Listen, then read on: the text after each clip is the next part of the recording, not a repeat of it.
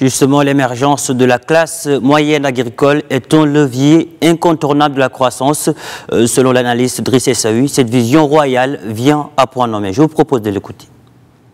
Vous savez, c'est une nécessité impérieuse qu'au niveau du monde rural, parce qu'on a assisté depuis un moment à une paupérisation relative disons, de la classe des agriculteurs, qui étaient devenus plus des métayers que des agriculteurs vivant pour leur propre subsistance. Il fallait aujourd'hui mener cette réflexion que le monde rural reste en friche en matière d'opportunités d'investissement, en matière d'opportunités d'emploi. Parce qu'il n'y a pas que l'agriculture, il y a le développement rural qui nécessite justement le concours de plusieurs métiers. Et c'est pour cela que l'appel royal à faire de la formation professionnelle des agriculteurs pour de nouveaux métiers est de nature à donner plusieurs possibilités à ces agriculteurs et en même temps, au moment où ils ont des métiers, ils vont pouvoir gagner de l'argent, ils vont pouvoir créer de la richesse. Et en cela, quelqu'un qui gagne de l'argent fait partie de cette classe moyenne qui permet d'être d'abord un tampon,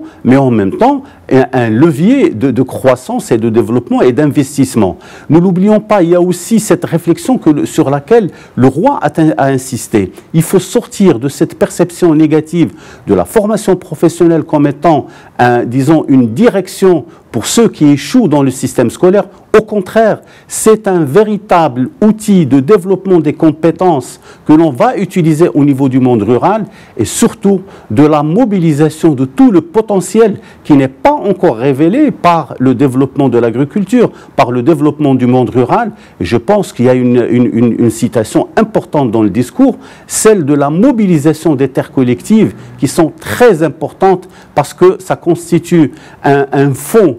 Le foncier, vous le savez, est extrêmement important pour la création de la richesse et pour le développement de l'investissement et la modernisation de l'agriculture. Il y a des acquis, certes, avec le Maroc vert, avec toutes les initiatives qui ont été prises, mais aujourd'hui, on est obligé de prendre en considération justement les agriculteurs en eux-mêmes.